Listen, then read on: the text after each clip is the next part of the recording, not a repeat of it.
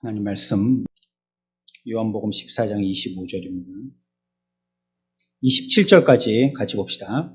내가 아직 너희와 함께 있어서 이 말을 너희에게 할거니와 보혜사 곧 아버지께서 내 이름으로 보내실 성령 그가 너에게 모든 것을 가르치고 내가 너에게 말한 모든 것을 생각나게 하리라. 평안을 너에게 끼치노니 곧 나의 평안을 너희에게 주노라. 내가 너에게 주는 것은 세상이 주는 것과 같이 아니하니라. 너희는 마음에 근심하지도 말고 두려워하지도 말라. 아멘. 24문입니다. 주보 펴시고 주보에 있는 신앙과 교리면에 제가 문하고 여러분들이 답하시면 되겠습니다. 그리스도께서 어떻게 선지자의 직분을 행하십니까?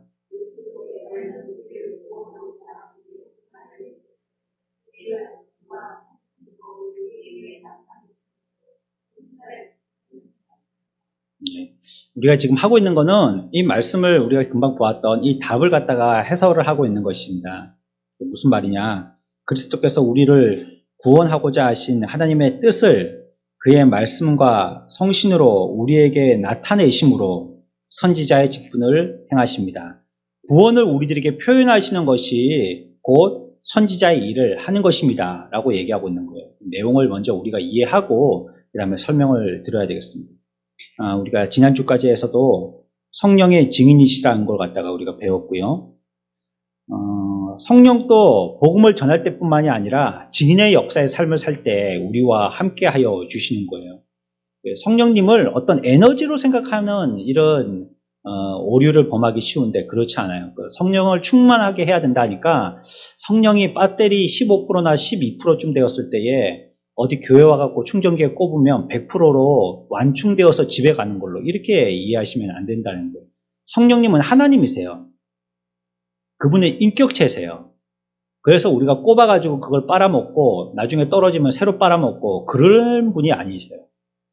그분과와 우리와의 관계는 인격적인 관계가 되어요. 여러분들이 사람과 사람과 만날 때 내가 필요할 때 가가지고 그 사람한테 뭐 빌려오고 또 얻어오고 또 내 마음대로 살다가 또 다 떨어지면 그 사람한테 또 받으러 가고 이거 한 번, 두 번이죠. 나중 되면 이게 눈치 보이고 그렇게 못하잖아요. 가족들 간에도 그렇게 못하잖아요. 필요해서 뭐 1,000원, 2,000원 빌려달라고 하는 것도 한두 번이지 그 뭐 때때마다도 뭐 그게 이제 상습범죄로 돼가지고 필요할 때마다 또 1,000원 빌려달라, 2,000원 빌려달라 그러면 올 때 벌써 알죠. 이거 얼굴에 2,000원 써있구만 이렇게 알잖아요. 그것처럼 하나님과 우리와의 관계는 인격으로 만나야지 내가 뭐가 떨어졌을 때 하나님께 받아와가지고 내가 충전시켜서 다시 가서 살고 이렇게 하는 이런 분들을 우리가 오해하지 말아야 되는 것입니다. 성령님께서 이 복음을 전하는데 그 시대에는 사도들로 통하여서 복음을 전하게 하셨죠. 사도들이 복음의 말씀을 전하셨는데 사도들이 전하는 말씀을 성령께서 쓰신 거죠. 복음이 전파되어질 수 있도록 그렇게 하신 것입니다.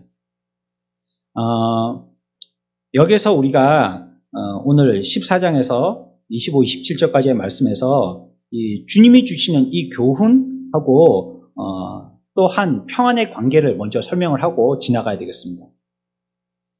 여기에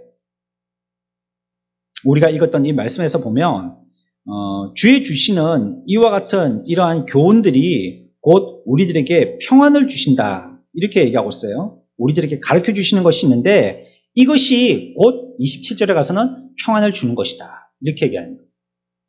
우리 한번 같이 해봅시다. 교훈은 평안 여러분만 해보십시오. 시작. 네. 그 사람이 평안하려면 세상은 어떻게 하느냐? 주변 환경을 다스립니다. 그래서 상황을 바꾸고 형편을 바꿔요. 그래야지 평안하다고 그래요. 그래 뭐 자식들이 가지 많은 나무 바람 잘 날 없다고. 그 바람이 잘 날 없다는 것은 가지가 많아서 그 환경에 가지가 흔들흔들 하니까 계속 흔들리는 가지 때문에 바람 잘 날 없다는 거죠. 그것도 어떤 형편 얘기하는 것이잖아요. 무엇인가를 다스려서 그러면 그 가지를 흔들리지 아니하도록 하는 바람을 갖다가 작게 한다든지 가지를 뭐 튼튼하게 만든다든지 뭐 이래가지고 바람이 불어도 흔들리지 아니하도록 그렇게 하려고 하는 것이 세상의 방법인 거예요. 그래서 세상 사람들에게는 공부 열심히 해라. 돈 많이 벌어라, 건강해라, 뭐 이런 걸 자꾸 요구하잖아요. 이제 그런 형편들로 자꾸 한 겹, 두 겹 자기의 벽을 쌓아가면 그러면 뭐 바람 불어도 이 벽을 넘고 들어오지는 못한다요. 튼튼하게 만들어놨기 때문에. 이렇게 생각하는 거죠. 그런데 성경을 우리들에게 말씀하실 때 우리에게 주시는 평안은 교훈으로 통해서 얻게 되어지는 평안이라는 거예요. 그러니까 밖에서 성을 쌓아서 그 성이 나를 보호해주는 평안이 아니라 하나님의 말씀 가운데 있게 되어진 우리의 안에서부터 넘치게 되어지는 평안을 얘기하고 있습니다. 이걸 갖다가 우리가 금방 읽었던 본문에서 얘기하고 있어요. 그러니까 주님의 교훈들을 갖다가 잘 배울 때에 성령님께서 우리들에게 가르쳐 주시는 그 가르침을 잘 배우게 될 때에 그때 평안이 있게 된다는 거예요. 평안이라는 것은. 성령님으로부터 잘 배워야지 평안이 있다는 거예요. 여러분들이 예전에 그 학교 선생님들 중에서 잘 가르쳐 주시는 선생님 있죠? 어떤 친구는 그런 친구가 있었어요. 저 학교 때요. 이 아이는 영어를 별로 안 좋아했어요. 영어를. 근데 영어 선생님이 예쁜 선생님이었거든요. 남학교였으니까. 예쁜 선생님이었단 말이에요. 뭐 아가씨는 아닌데 또 아가씨 같기도 하고 좀 그런 선생님이셨거든요. 그러니까 얘가 영어에 취미를 붙이기 시작하는 거예요. 왜냐면 그 선생님한테 잘 보이려고. 잘 보여봤자 뭐 어떻게 할지도 못하는데 하여튼 잘 보이려고 그래가지고 그때부터 취미를 붙이기 시작하는 거예요.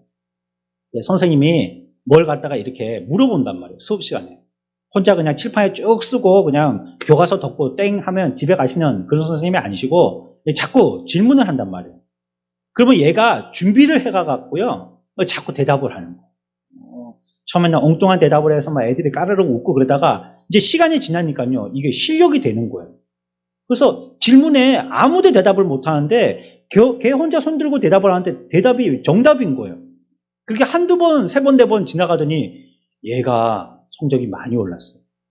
나중에는 순위 안에 들었어요. 얘가 공부가. 그 영어 성적을 팍 올리니까 다른 것도 그냥 원래 머리가 좋았었나 보죠.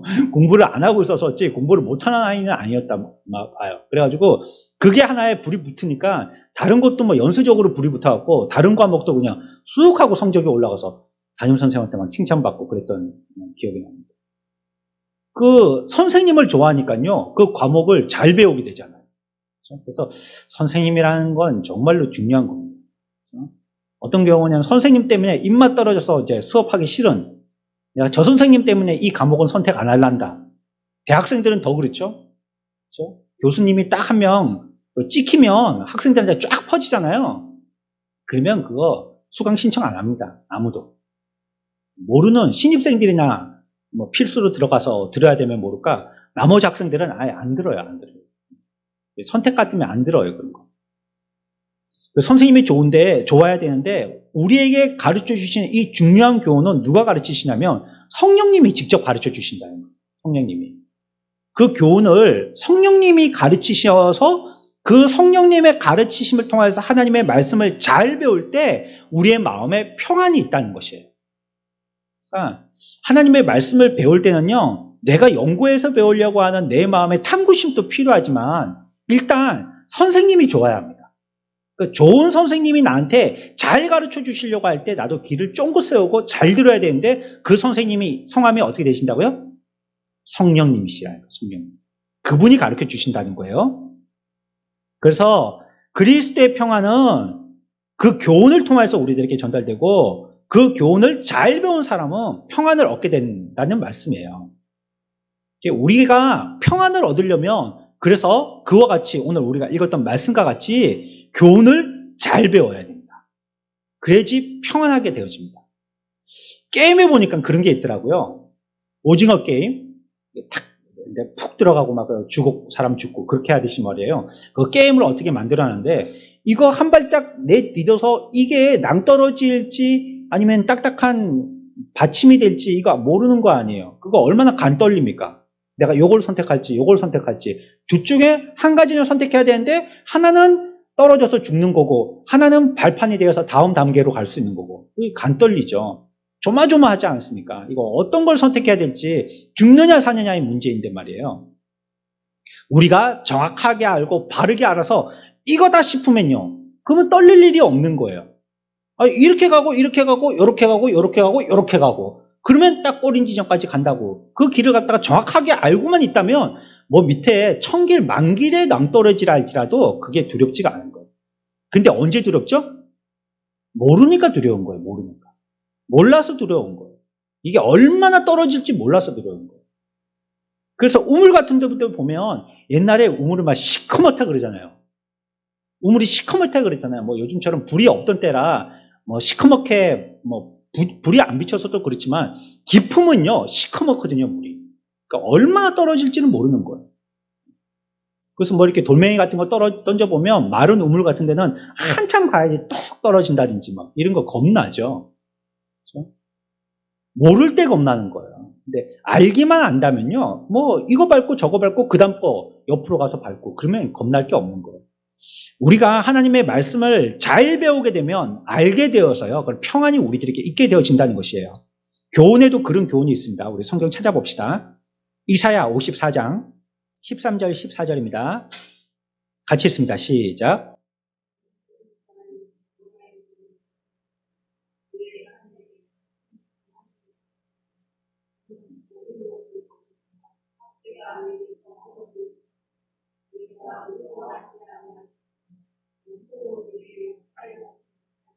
아멘. 13절 보세요. 내 모든 자녀는 뭘 받아요?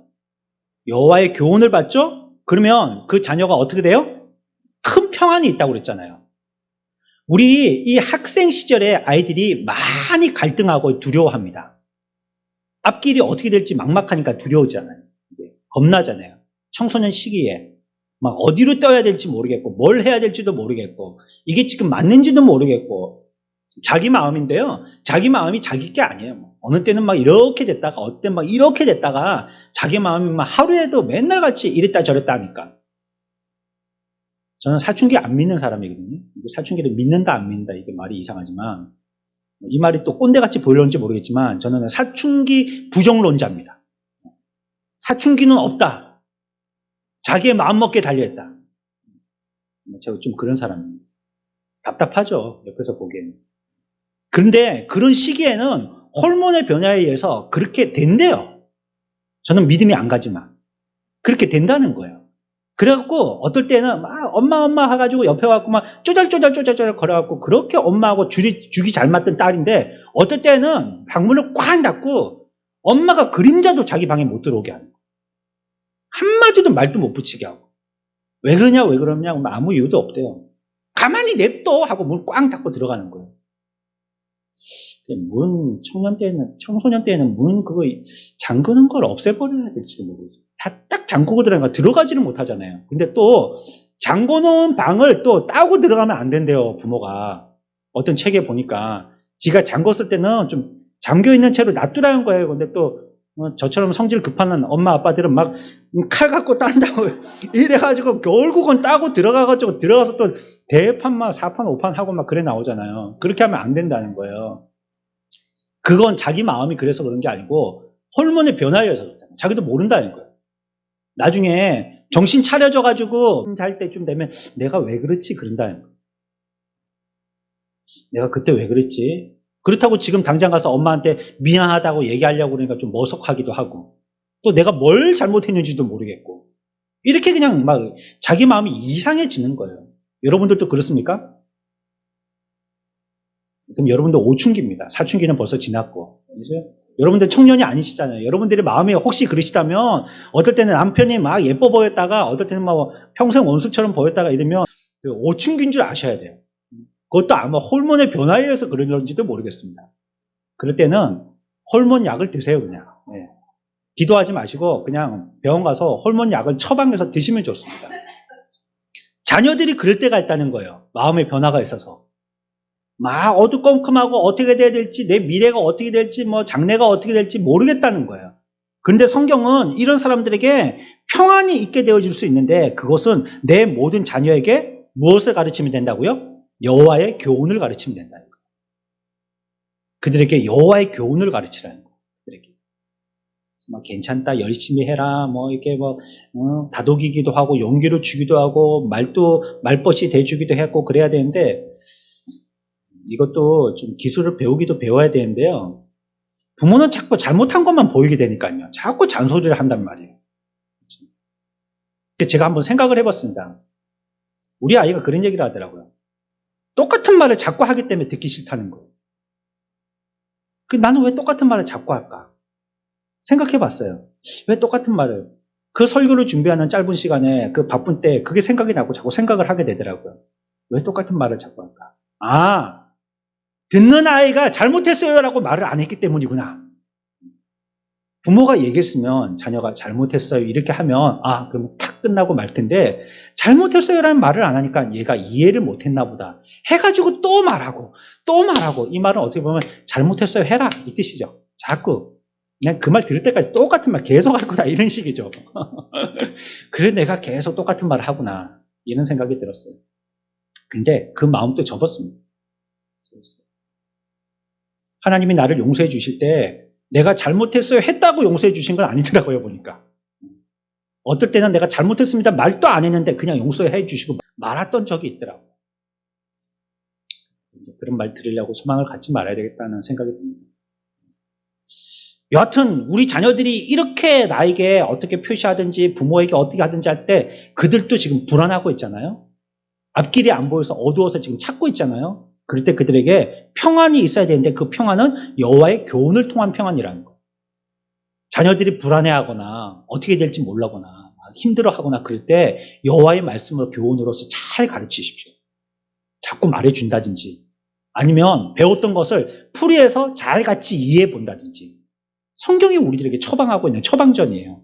여기서 내 모든 자녀라고 얘기하고 있죠. 물론 어떤 여러분들의 자녀인 개인 자녀를 얘기하기도 하겠습니다. 1차적으로는. 근데 여기서는 이스라엘을 가리키는 겁니다. 이스라엘 너희들 이미 가르쳐줬잖아. 언제 가르쳐줬죠? 저기 구약의 많은 선지자들을 통해서 벌써 가르쳐줬거든요.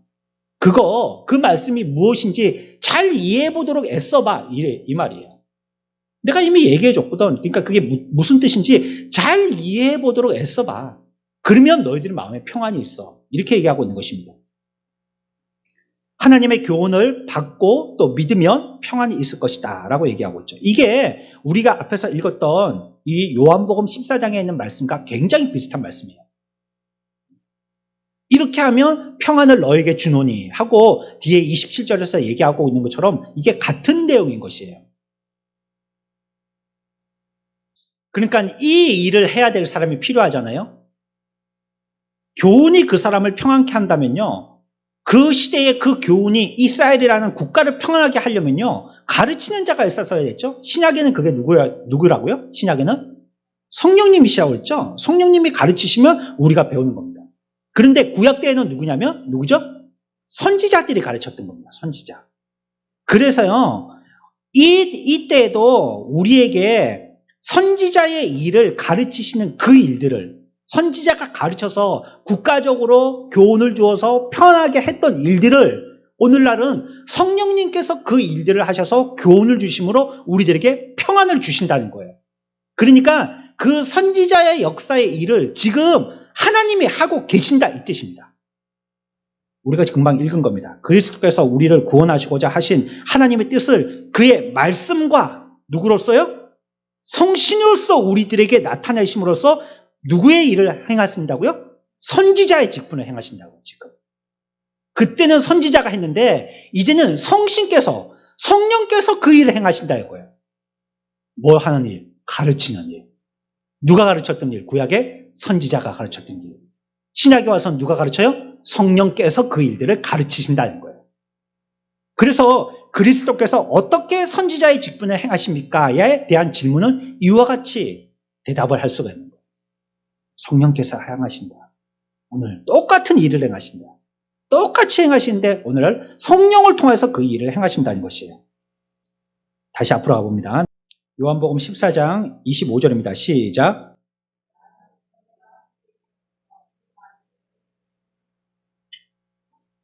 네. 내가 아직 너희와 함께 있어서 이 말을 너희에게 하였거니와. 지금 이 말을 했다는 거예요. 이 말을 너에게 하였거니와 육신으로 계실 때를 얘기하는 것입니다. 육신으로 이 땅에 계실 때는 지금 똑같이 했다는 거예요. 똑같이. 누구와 똑같이? 누구와 똑같이요? 이 말을 했다는 거예요. 이 가르치는 교훈들을 했다는 거예요. 똑같이. 누구와 똑같이요? 예, 선지자들과 똑같이. 예전에 선지자들이 했던 것처럼 이 땅에 나도 육신을 갖고 와서 선지자들의 노릇을 했다 이 말입니다. 그 말이 지금 25절에 나옵니다. 그리고 26절입니다. 시작.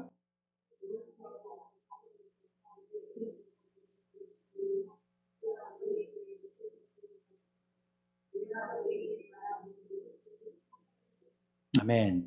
예수님께서 하늘에 오르신 뒤에도 계속 가르치신다는 거예요. 그게. 육신으로 계실 때는 이 땅에서 직접 선지자 노릇을 하셨고 하늘에 승천하신 뒤에도 계속 가르치신다는 거예요. 그 일을. 누굴 통해서? 이때는 성령님을 통해서 하신다는 거예요. 그러니까 이와 같은 선지자로부터의 이어내려오는 교훈의 가르침은 맥이 끊쳐지지 않고 계속 한다는 거예요. 계속.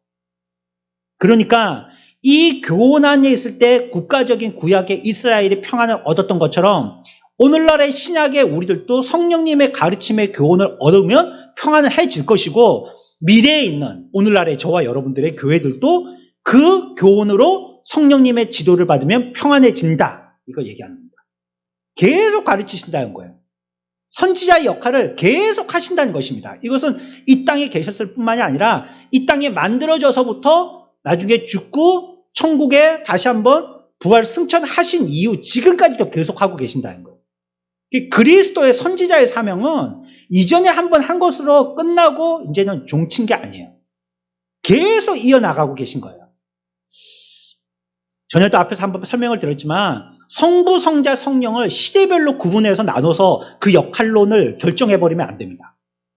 구약은 아버지 하나님, 신약은 예수 그리스도, 현대는 성령 하나님의 시대. 이렇게 구분 지으면 안 돼요.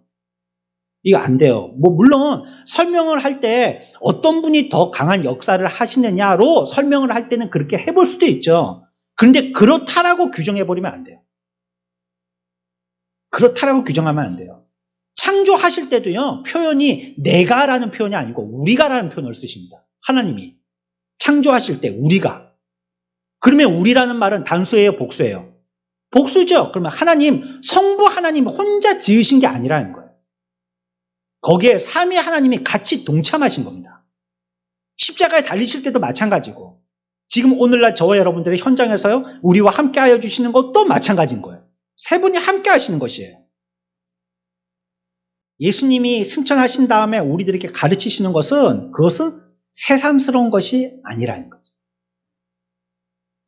우리는 이제 한 번도 듣도 보도 못한 일을 성령님이 나타나셔가지고 새로운 안약을 발라주셔서 우리 눈을 확 열어주시는 것처럼 그렇게 생각할 수가 많단 말이에요. 전혀 새로운 걸 막 감화감동하여 주셔서 눈 열리고 귀가 열리고 막 온몸에 무슨 이적과 기적이 막 나타나고 이렇게 성령님을 어떤 극단적인 에너지로 생각할 때 그렇게 이해하는 수가 많단 말이에요. 근데 오늘 말씀을 보십시오. 이거는 전혀 새로운 것이 아니라는 거예요.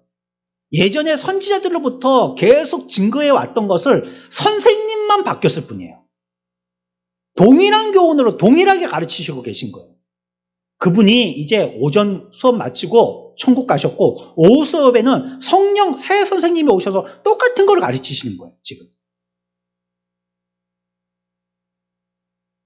구약 시대에 그리고 신약 시대에 예수님께서 말씀하신 대로 성령께서도 똑같이 얘기하고 계신 거예요. 예수님도 하늘에 계시면서요, 지금 이 일을 계속 하고 계신 거예요.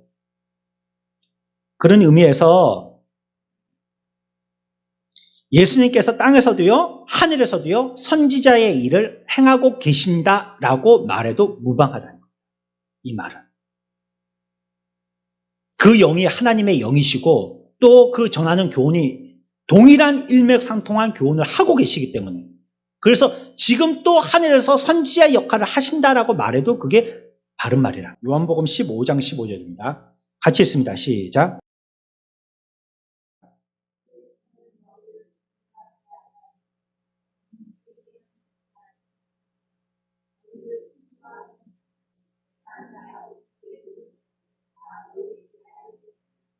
또 통하는 말씀이죠. 그렇죠? 이제 무슨 말을 할지 대충 아시겠죠? 구약시대 때에 하나님께서 선지자의 입을 통하여서 말씀하셨어요? 신약 때에는 육신을 입고 계신 예수님께서 똑같은 거 말씀하셨어요? 그분이 승천하시면서 성령님께 부탁하셔서 그분이 가르쳐 주셨어요? 오늘날은 누굴 통해서 가르쳐 줘요?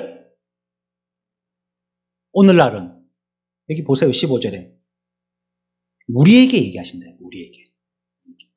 친구에게 얘기하신다는 거. 종은 어떻게 하는 거죠? 이거 해라 저거 해라 하면 시키면 그거 알아서 하는 종이죠. 그렇죠? 그런데 경우에 따라서는요. 종도 가르칠 수 있는 재량권이 있는 종이 있어요. 종이. 요셉처럼 말이죠. 요셉이 어느 집에 종으로 잡혀갔죠? 보디발의 집에 잡혀갔잖아요. 거기서 하는 자기의 일이 뭐예요? 종입니다, 종. 그쵸? 종.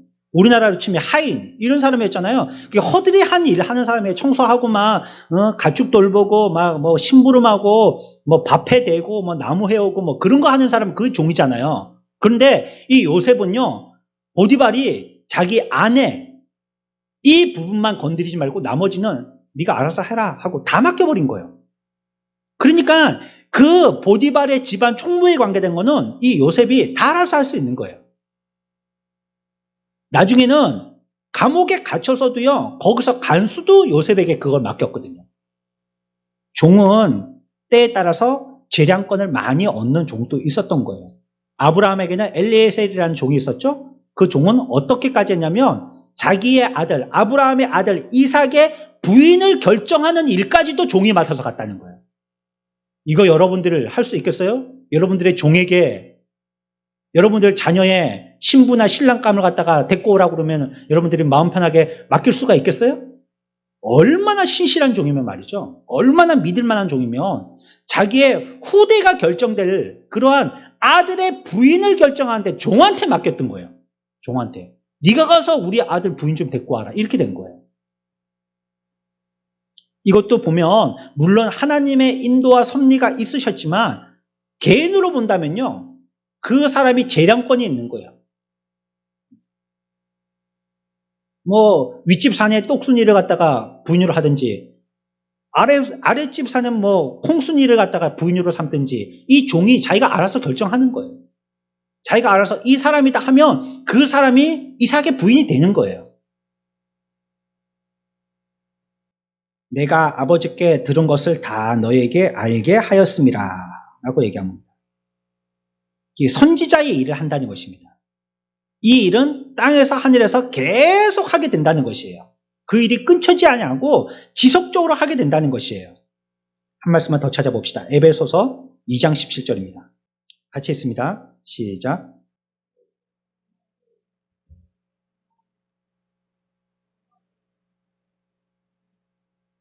아멘. 16절에 보면 십자가를 지신 예수님께서 그렇게 하셨다는 말입니다.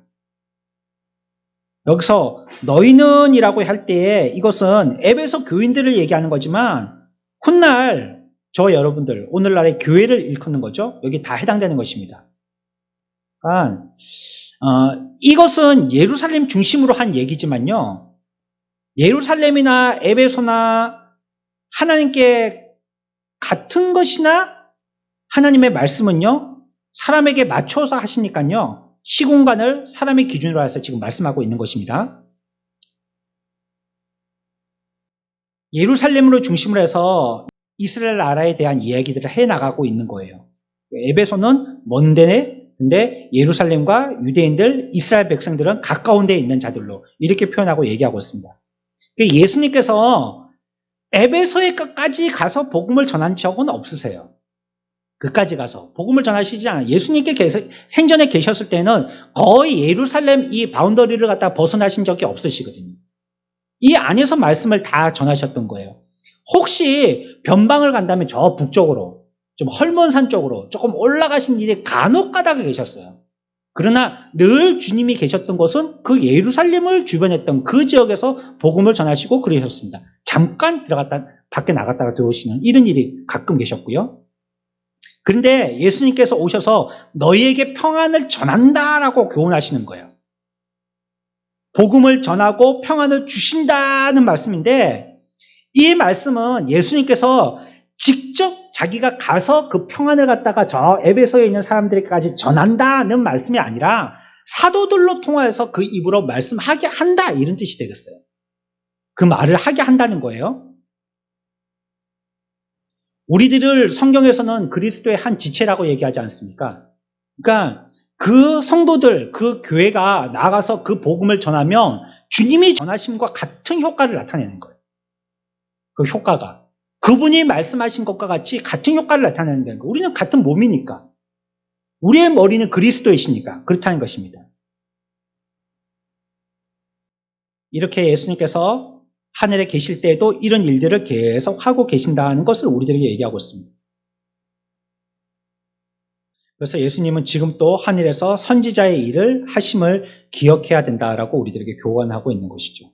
로마서 10장 14절에 그런즉 그들이 믿지 아니하니 이를 어찌 부르리요? 듣지도 못한 일을 어찌 믿으리요? 전파하는 자가 없이 어찌 들으리요? 라고 얘기하고 있습니다. 이 말씀 여러분들 잘 알고 있죠?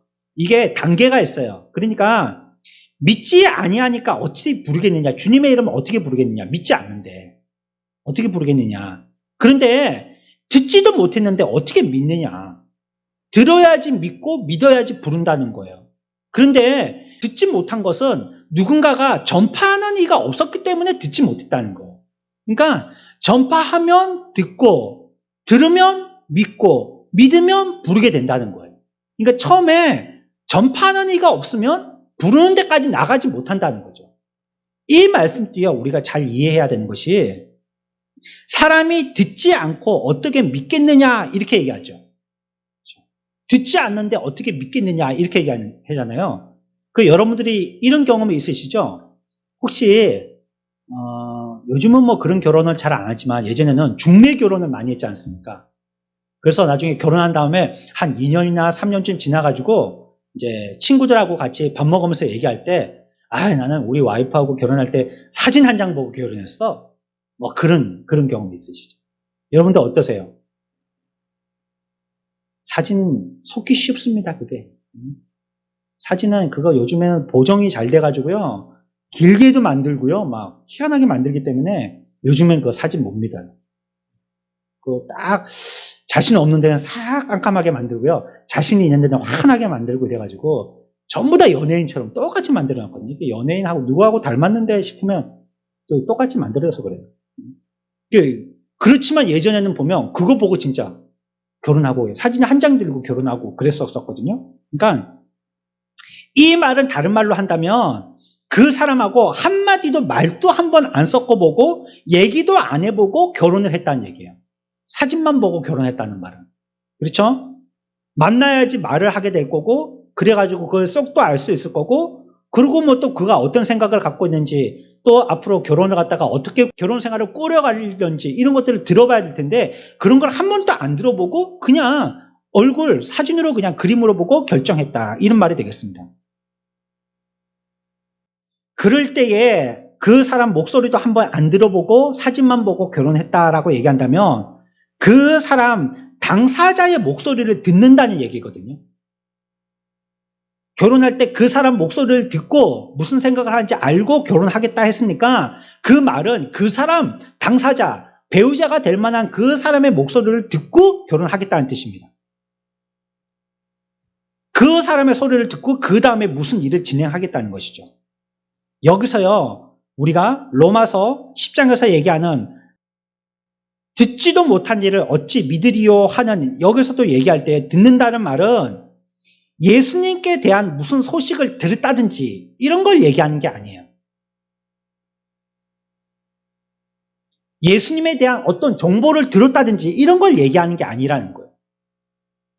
이 말은 금방 제가 설명드린 것처럼 결혼을 할 때 대상자의 목소리를 들어야지만 그 사람을 알 수 있듯이 내가 사진만 보고 결혼했다는 것은 목소리도 듣지 않고 결혼했다라고 얘기하는 거나 마찬가지인 것처럼 우리가 듣지 않고 어떻게 믿으리요라는 이 말은 그분에 대한 소문을 들었다는 게 아니라 예수 그리스도에 대해서 직접 들어야 된다는 소리입니다. 이 말은. 그러니까 너희들이 예수 그리스도에 대해서 직접 듣지도 않고 어떻게 믿겠냐는 거예요. 이걸 달리 잘못된 해석으로 하면 예수 그리스도가 어떤 일을 하셨고 어떤 기적을 행하셨고 십자가에 돌아가셨고 뭐 부활하셨고 승천하셨고 이런 소문과 그런 정보도 모르면서 어떻게 예수를 믿겠느냐 이렇게 이해한단 말이에요. 근데 이 말은 그 뜻이 아닙니다. 그분에 대한 정보를 알기 때문에 믿게 되는 게 아니라는 거예요. 여러분들이 정보를 알고 믿습니까? 아니잖아요. 정보를 알더라도 그게 믿을 만한 정보인지 우리가 의심을 하잖아요. 그래서 정보를 알고도 안 믿잖아요. 여기서 듣고 믿는다는 소리는 그분의 목소리를 직접 듣는다는 겁니다. 직접. 찾아봅시다, 우리. 로마서 10장 14절입니다. 같이 읽습니다. 시작.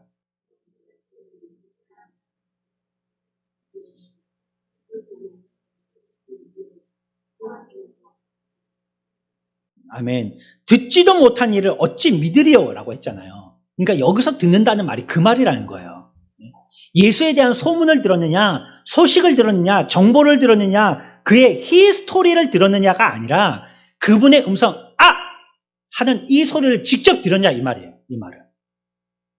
우리가 예수 믿은 것은 예수 그리스도의 정보를 믿고 예수 믿은 사람들이 아닙니다. 우리들은 하나같이 주의 음성을 듣고 믿은 자들이에요. 이게 그거 얘기하는 겁니다. 그러면 이 음성이라는 것은 직접 얘기하셨다는 거예요. 오늘날 예수 그리스도께서 성령님을 통하여서 오늘날 저와 여러분들에게 직접 선지자 이전 때부터 하던 말씀을 우리들에게 오늘날 직접 하신다는 겁니다. 주일날 목사가 설교했어요. 목사 음성을 들었죠. 그러나 그 가운데 여전히 오늘 또 나에게 말씀하시는 주의 음성을 들어야 되는 거예요. 그때. 주님이 나에게 직접적으로 하시는 창세 때 말씀하시는 빛이 있으라 하신 그 음성을 이 시대에도 내가 들어야 되는 거예요.